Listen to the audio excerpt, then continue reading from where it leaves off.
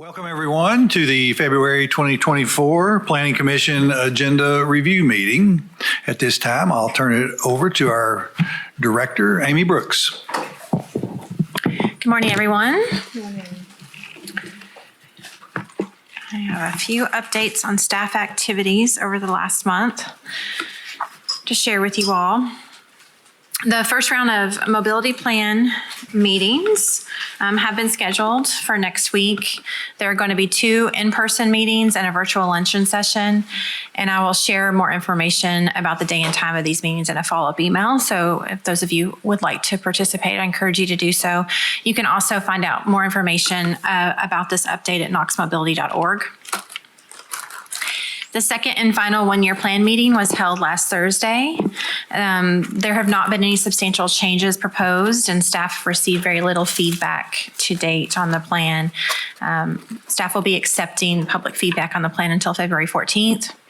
And if you'd like to review in advance of its consideration at your March meeting, you can find it on the website, and we'll be happy to send you all a link directly to that. Staff continues to present on the advanced Knox process. County Commission held a workshop yesterday to review the growth policy plan amendments, which included a number of questions about the comprehensive plan and process. And tonight, the project team will present a review of the growth policy plan to City Council. And on March 28th, staff will present to the town of Farragut. We appreciate your active engagement in the process to date, and in particular your participation in the workshop last week. We will continue to take input on the comprehensive plan during this postponement period. Hopefully you all saw that the county has requested a 30-day postponement to continue receiving feedback and then responding to the feedback that we've received to date. In particular from your feedback from last week. So any changes that will be proposed will be posted on our website, and I'll be sure to keep you all updated on that progress. The Information Services team has stayed pretty busy over the last few months. They are continuing to support the City of Knoxville's the development of their housing strategy. It's tentatively to be unveiled this spring. Our staff support includes a performance metrics dashboard, a narrative story map, and other data collection. The Information Services team has also completed a 5-year contract supporting planning work of the Knox County schools by managing their enrollment projections model. We've had an operating agreement in place since 2006 with the schools and an informal support for many years prior to that. So we will be meeting with district staff this week to discuss continuation of those collaboration efforts. And finally, it's work program and budget season. So we have been in the process of meeting with a number of departments in the city and county in advance of meetings with City Council and County Commission over the next month or 2. And that's all the updates I have. Any questions? Okay. Jump into the agenda? Yeah. Sure. Okay, we'll go ahead and jump into the review of agenda items. The first one we have is item number 46. These are updates to our proposed amendments to the subdivision regulations. Andrea has been working on these over the last several months. The proposed amendments are really intended to align with changes in Tennessee Code annotated and provide additional clarification in a number of sections. Staff has also done a great job of consulting with our partners in the city and county and reaching out to surveyors throughout this process. So I'm going to turn it over to Andrea, and she'll give you a high-level overview of these edits.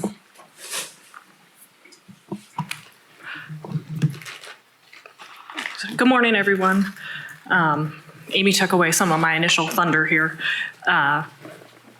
Yes, we're requesting the Planning Commission consider amendments to the subdivision regulations. As Amy mentioned, these are to capture changes to the state law.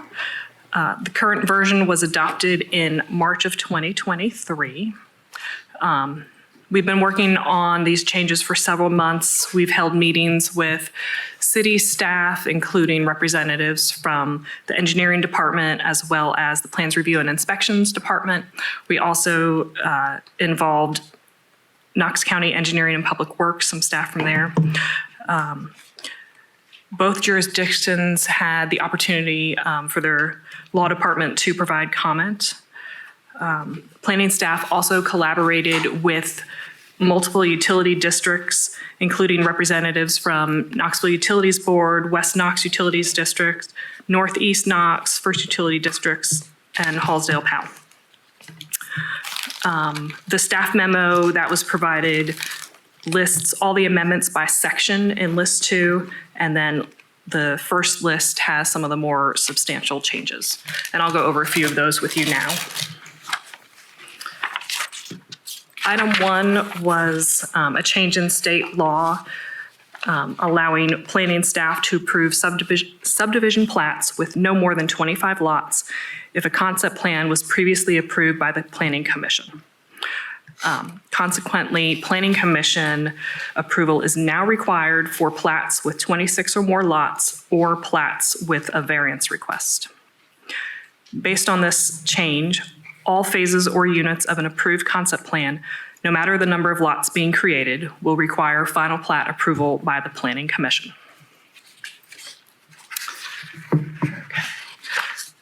The next item I wanted to point out was item number 3, which is also relative to the state law pertaining to natural gas transmission pipeline.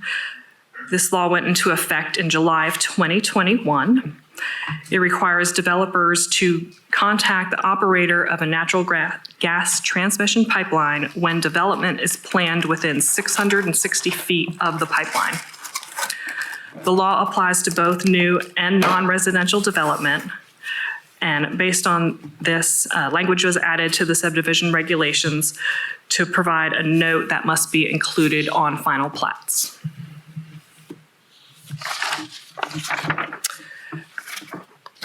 Item number 5 is in reference to corrected plats, replats, and re-subdivision plats. There has occasionally been confusion regarding the appropriate plat title for different types of minor subdivision plats. And so we've modified the regulations to provide language attempting to clarify the appropriate plat title. Corrected plats fix an error discovered on the plat after recording, such as a misspelled street name. This section was not changed. However, new subsections were added to address replats and re-subdivision plats. Replats record new information on a previously recorded plat, provided the ownership, size, and dimensions of the lots have not changed, whereas a re-subdivision plat creates new lots by combining or adjusting lot lines between existing recorded lots. Item number 9 refers to mapping and engineering information. There are several sections in the subdivision regulations that were modified to capture some changes. A few examples of the changes include no longer requiring a tie to the city's survey control system, providing different criteria to identify owners of adjacent property on a plat for property that has been previously platted versus property that was never platted, requiring the bearings and distances on the plat to be labeled in a clockwise direction, and including the instrument number assigned by the Knox County Register of Deeds for all recorded easements and homeowners association documents. Item 10 addresses another state law change regarding developments near established sports shooting ranges. This law applies to subdivisions located in whole or in part within 1,000 feet of the shooting range. And a new section was added to the regulations providing a specific note that's required on the plat prior to recording.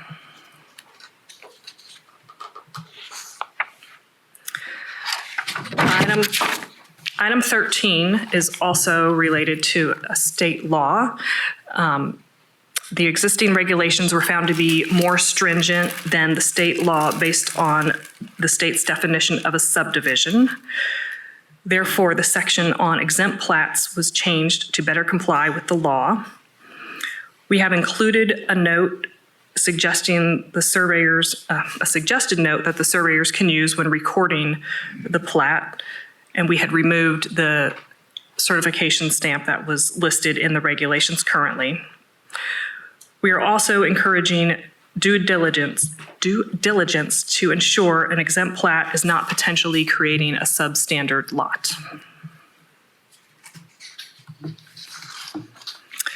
Item 14 is related to shared permanent access easements. A few modifications were made to this section. These easements may now serve attached dwelling units in Knox County so long as the access serves no more than 10 dwelling units.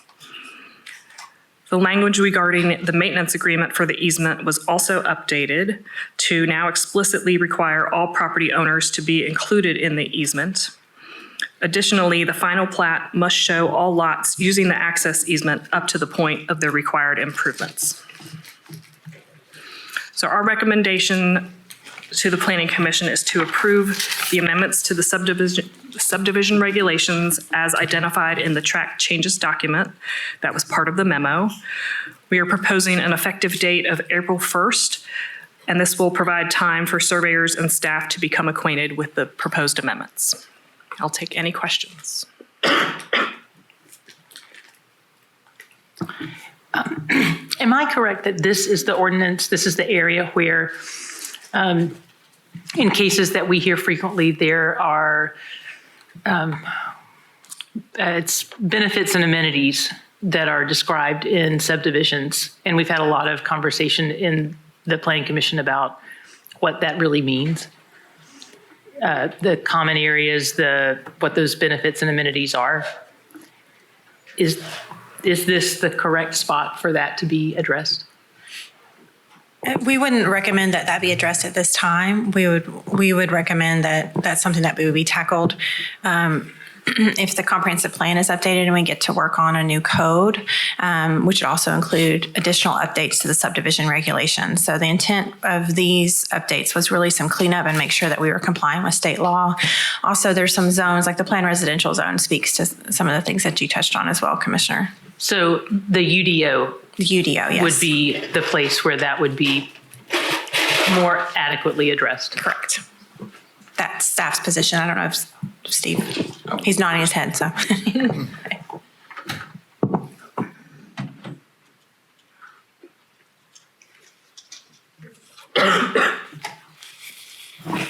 Does the city shares the same subdivision regulations with the county?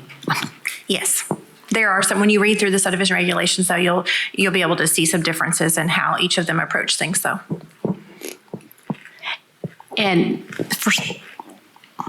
like if a piece of property is going to be divided into more than 2 lots, do they need to have subdivision regulations? Or how do they decide, how do you determine whether someone needs to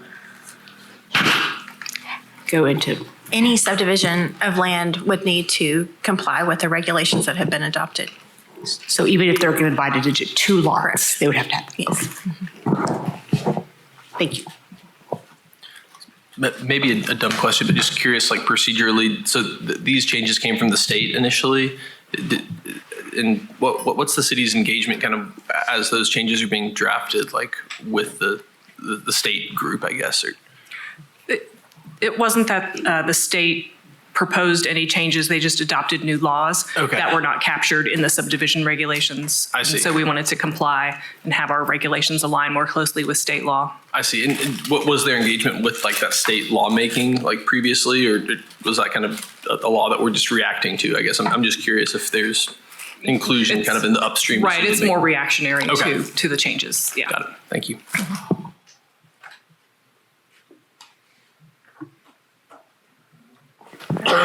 Thank you, Andrew. Okay, now we are going to move on to item number 34, which is 2E 24 SP and also includes a rezoning. Turn it over to Samuel.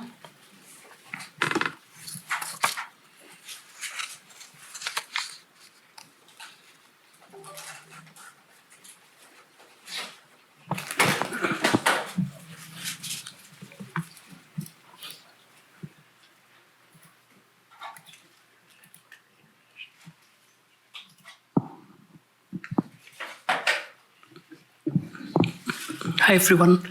I apologize in advance if my presentation is disrupted by my coughing.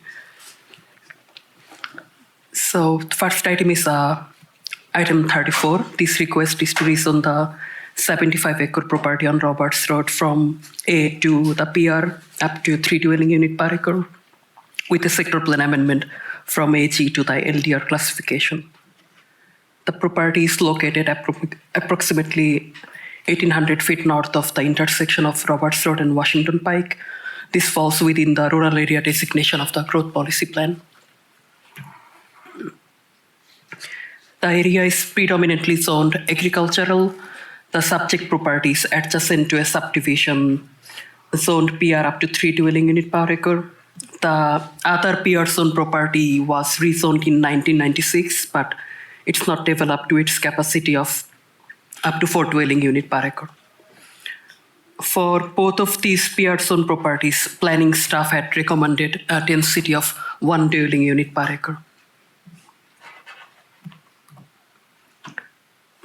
The land use classification of the Northwest County Sector Plan is agricultural, which permits consideration of PR zoning up to 1 dwelling unit per acre. All surrounding parcels also have the HA classification, including the 2 nearby properties with the PR zone. It's to be noted that the southern property was approved for a sector plan amendment from HA and RR to LDR in 2002, though planning staff had recommended denial. With public input, this was reclassified as AG in the 2015 sector plan update, indicating the ongoing intention for this land use to remain agricultural. The subject property includes some prime farmlands and locally important soil.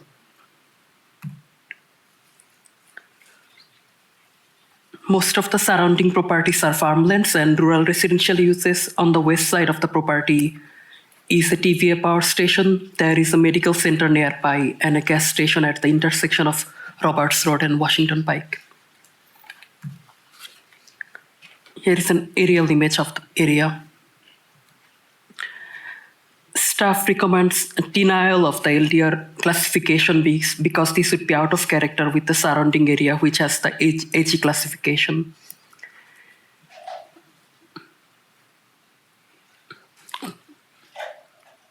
LDR classification is not compatible with the growth policy plan's rural area designation. Staff also recommends approving the PR zone up to 1 dwelling unit per acre, since this would be consistent with the rural character of the surrounding area. This would be a minor extension of the zone. The recommended density of 1 dwelling unit per acre is consistent with the AG classification of the property. The sector plan reports that many residents choose to live here for the rural setting, and it recommends a balance between future development and protecting the qualities inherent to the area.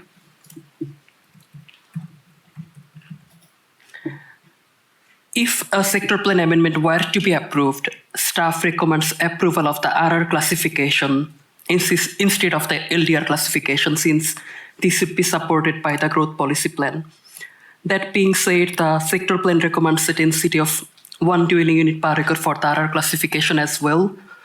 So an amendment to the RR classification will not necessarily grant any higher density than the present AG classification. Any questions?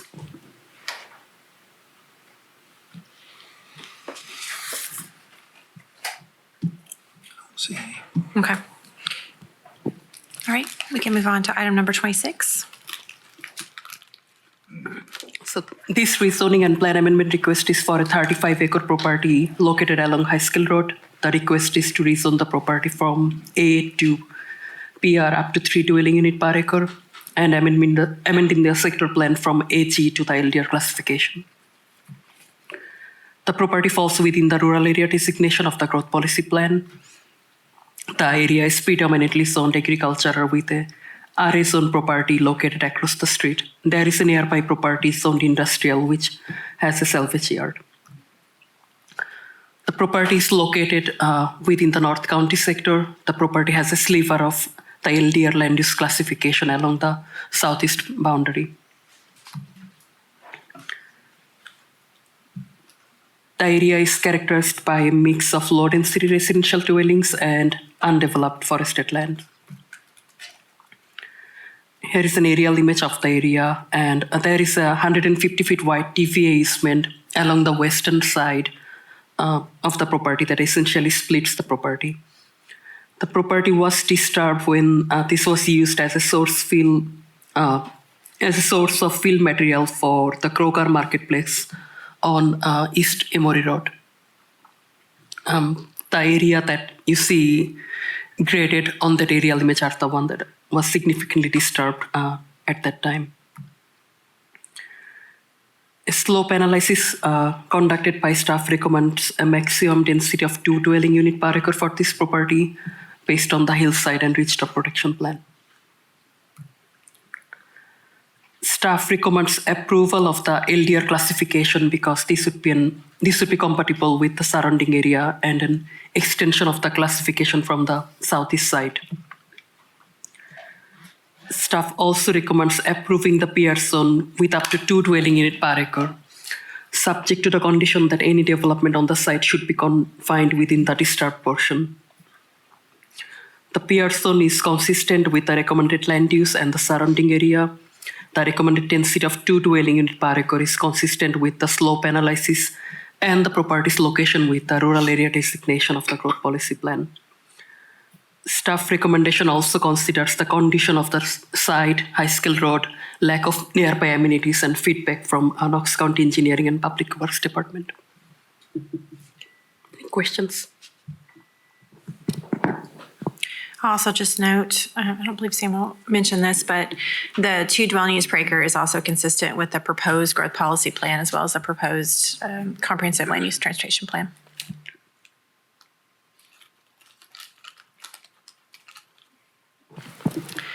We'll move on. Them switch computers there. Item number 10 and 27 and 28 are all Ms. Hillman's.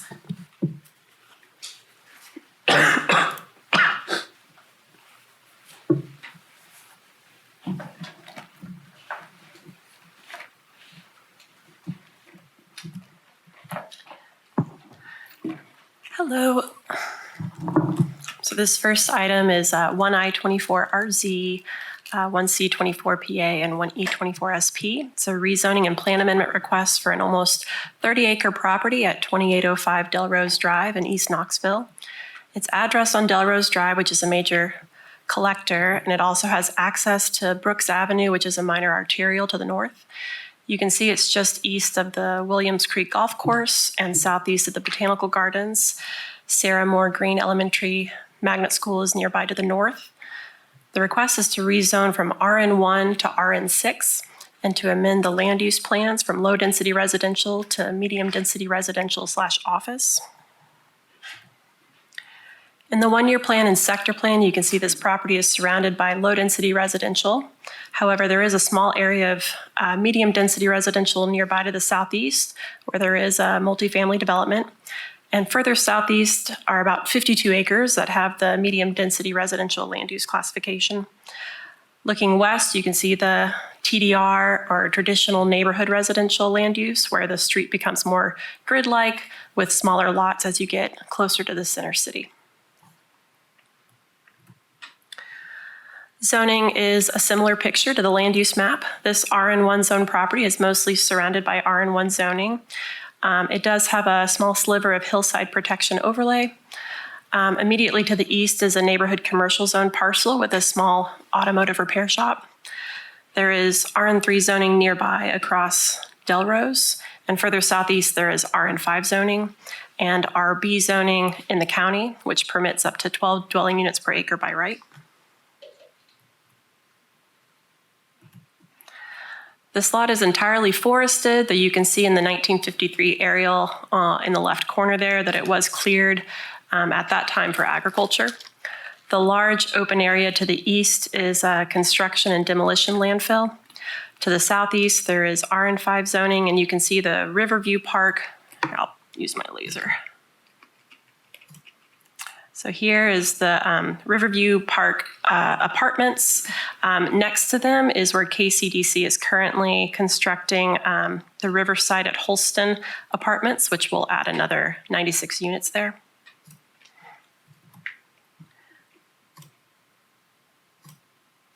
So we are recommending approval of RN4 rather than RN6 zoning and medium density residential rather than medium density residential / office. Medium density residential is reflective of changing conditions in the area with the multifamily development occurring further east. The subject property is in closer proximity than that development to numerous amenities for residential development. This includes a 6-minute drive from downtown. It's next to an elementary school. It has access to sidewalks that actually connect all the way to downtown. It accesses classified streets on both sides. It's next to community facilities like the golf course and the botanical gardens. At the botanical gardens, the East Knox Greenway is due to be extended east and south. It's walking distance from a bus stop. There are public improvements to Brooks Avenue planned to occur that would improve pedestrian and cycling amenities there. We are not recommending MDRO and RN6 because it's too intensive for the predominantly single-family surroundings. With RN4 zoning, a townhouse or low-rise multifamily development would likely have to come through this body for special use review, where we could evaluate its impacts on surrounding properties. So we think RN4 balances housing demand and amenities of this area with considerations for the residential character of the Town Hall East neighborhood where this property is located. Happy to answer any questions.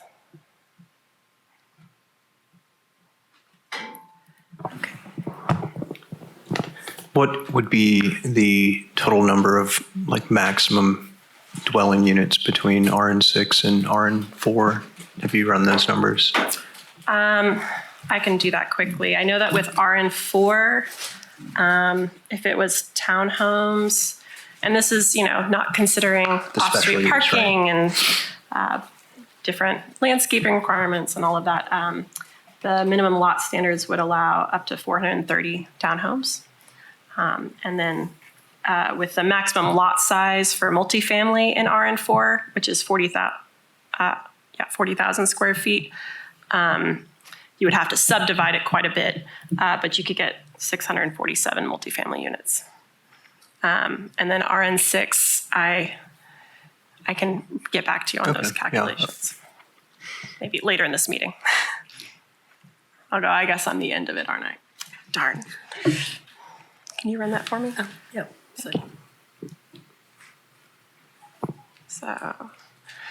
So with multifamily, it's 5,000 square feet.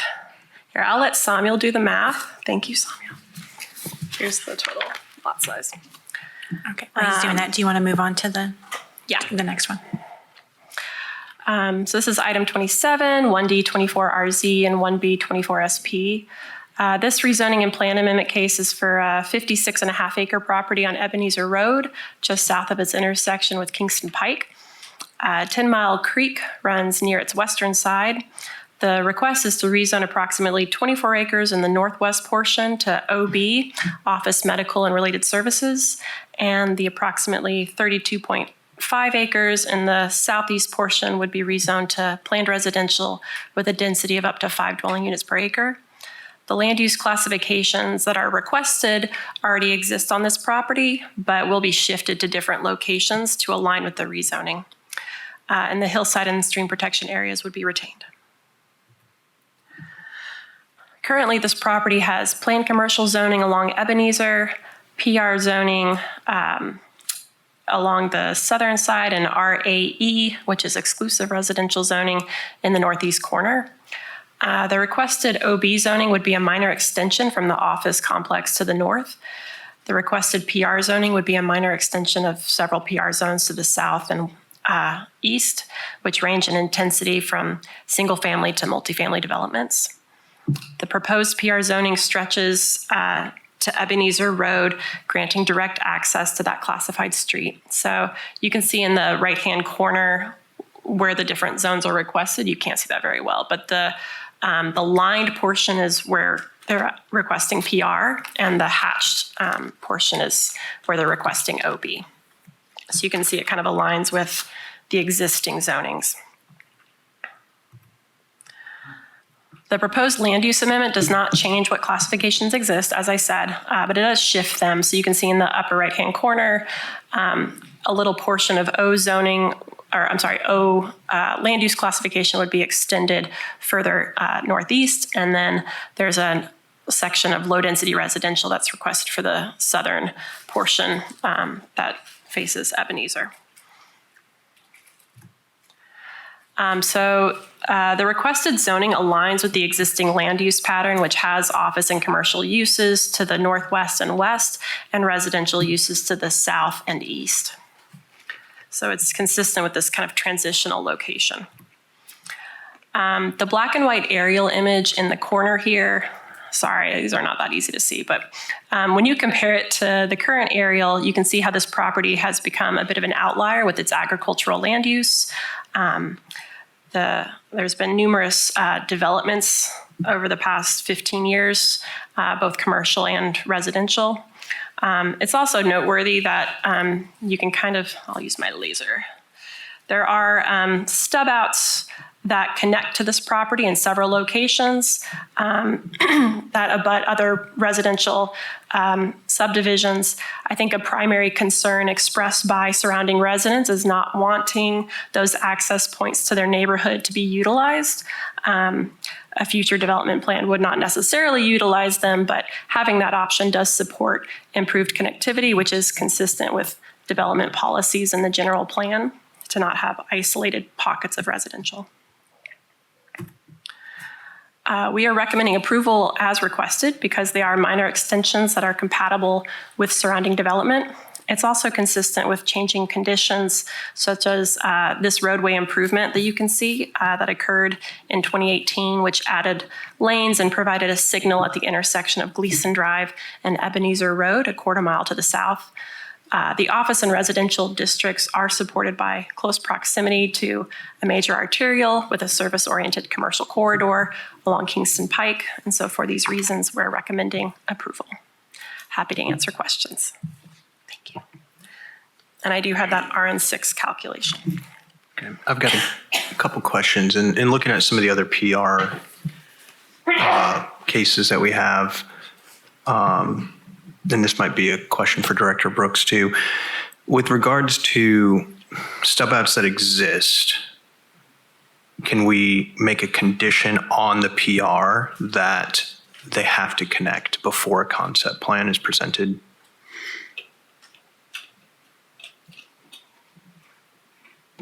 That is a good question. Because oftentimes it's a lot of work that the developer does to bring forth a plan that may not connect. Could be beneficial to make them go through with the work to connect. You know what I mean? Mm-hmm. Yeah. I cannot think of anything that would prevent you all from making that condition of approval when there's already, well, I mean, you do it on a regular basis to create stub outs. Mm-hmm. We'd want to consult with our colleagues in engineering as well. Okay. And then sort of the flip to that same question is when we are approving a PR that maybe isn't connecting yet to a existing subdivision, can we condition a stub out with the approval of PR prior to the concept plan? So say approve PR up to 5 units per acre with a stub out connection to parcel number X next to it. You can do conditional zoning in the county. Yes. For a stub out. And I can't think of any specific examples where that has taken place in the PR zone. I don't know if any other staff, in particular Mr. Reynolds, might. I remember a condition of zoning that prohibited connection to a stub out. There was a desire to not connect. That was part of the discussion. Yeah. So you can definitely do it the opposite direction as well if you can prohibit it. Yeah. Thanks. And I guess that was going to be one of my comments because we don't really know what the developer has planned up there. And I believe there's some opposition from the neighbors next door if it's a different concept or a different use. I mean, it's still in planned residential, but there's a wide variety of uses in there that they may not want a connection. I mean, I see it's laid out for that option, but there may be some resistance from the neighbors to have any sort of connection. So I would just throw that out there for discussion like that. Yeah, and I could see that maybe one, I mean, I think there are 3 stub outs on this particular property. And if we only, let's say they only use 1, that could have potential negative effect as opposed to using 3 because you've funneled all the flow to there and the primary entrance. So how do we look at that? Well, we definitely try to find the properties that are, or the stub outs that are feasible to connect to, because it may not be feasible. For one thing, I believe this property, I haven't looked at it in great detail, but I think it lays pretty well. So probably, those are all probably able to be connected to. And it really is just a case-by-case basis. We look at the road system, how much traffic might be going down. Is this property going to have its own access to the external street? Whereas, the stub out connections really do provide that additional emergency access and such. So may not need, like for instance, the development that has to the south has 2 stub outs that are really close. Maybe connected to both of them really doesn't provide any significant connectivity between the developments, but maybe one to the south and one to the east makes most sense from a safety standpoint, and also just general traffic dispersion. But yeah, this is really case by case. Mike, I think from an engineering perspective, the stub out to the south, the long road, we would at least, if they don't make that connection, ask for a turnaround there. That's too far for a fire truck or emergency vehicle to back out of there. So if they don't do that connection, they would need to provide a turnaround on their side of the property for that roadway. And so what Steve's talking about is just, the fire trucks are only supposed to back up about 150 feet. So if you have in this case, we have this dead end stub roads. So if those stub roads do not continue, there needs to be a cul-de-sac, some other turnaround provided in this development for that turnaround. Is that stub out to the north accessible? Because it sort of appeared to dead end into a different property. Could you use your laser pointer to? Sure. You're talking about this one? Yeah, that one. I don't think so. Yeah. I think the stub out points are here, Right, those 3. and here. It's almost 4, but not. Yeah, almost.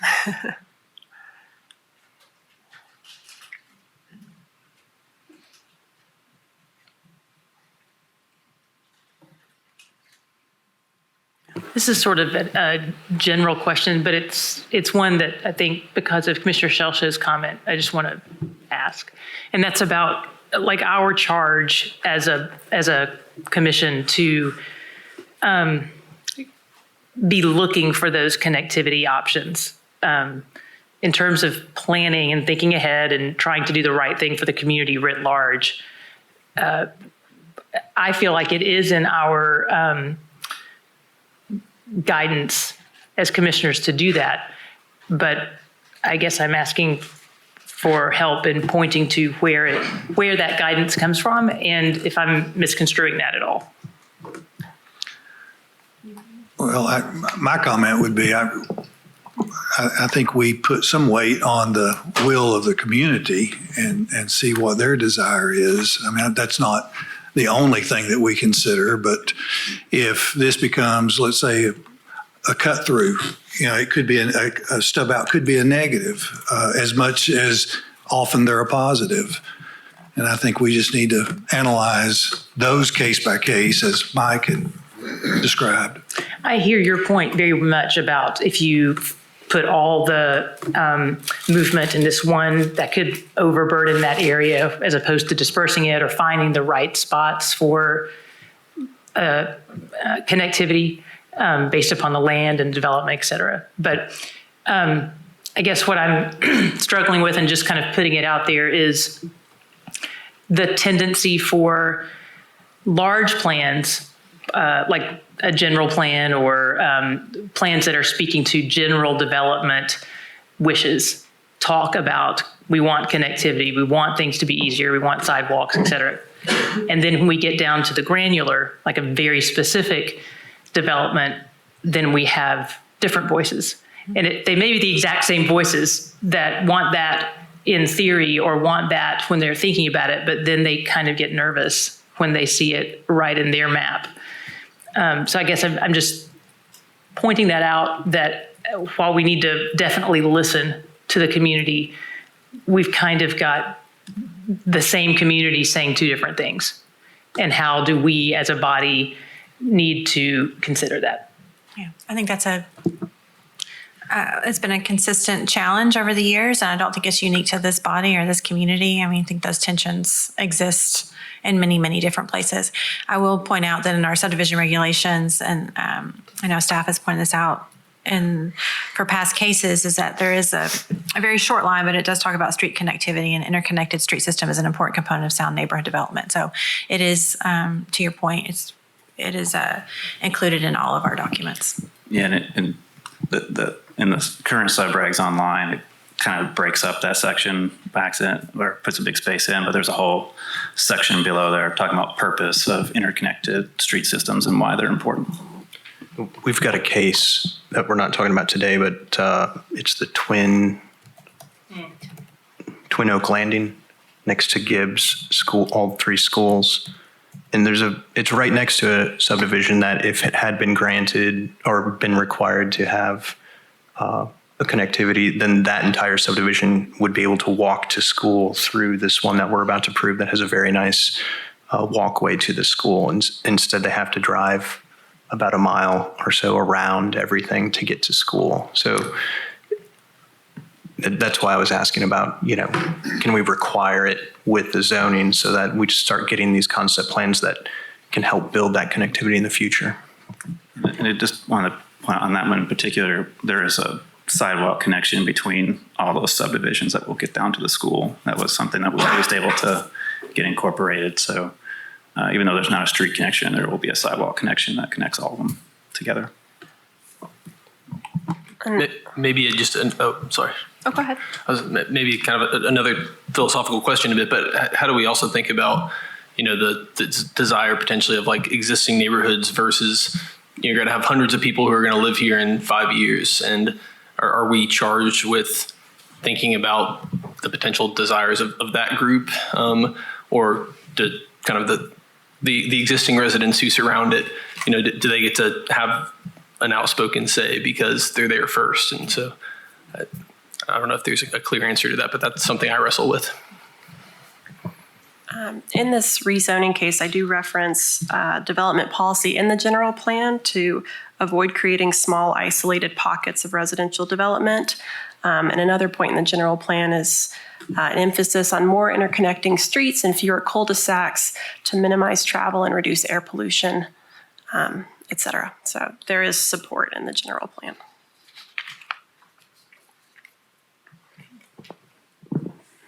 Thank you. So we'll move on to the last one that we have identified on our agenda, number 28.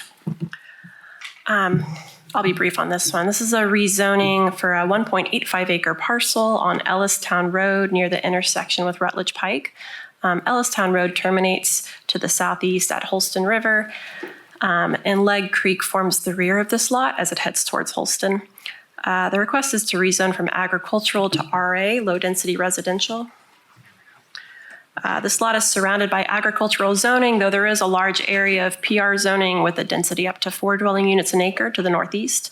The industrial zoning to the southwest is where the Poplar View landfill is located, and there is some commercial zoning along Rutledge Pike as well. The land use classification for the parcel in the area to the north is low density residential, light industrial on the other side of Leg Creek.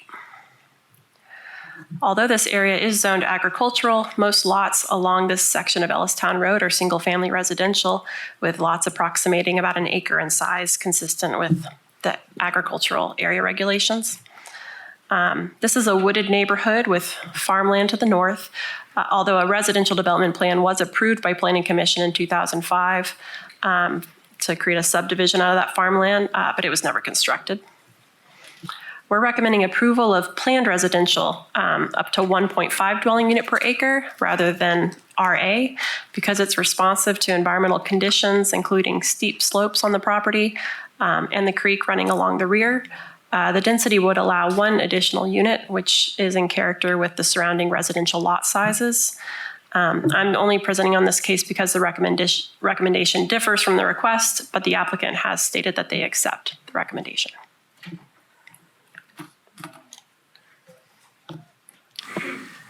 Oh, and going back to the RN6 density, thank you, Samuel, for doing the calcs. It would be 647 townhomes and 1,848 multifamily units in RN6.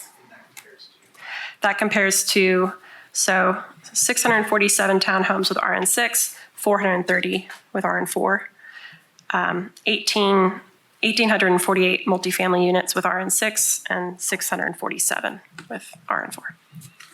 But again, that's not taking into account all the other conditions that affect the intensity of use. Clear, yeah. Are there any other items that may be of interest to the commission you'd like to bring forth? No. Do you have anything else, Director? I have nothing else. Thank you all. All right, you're adjourned.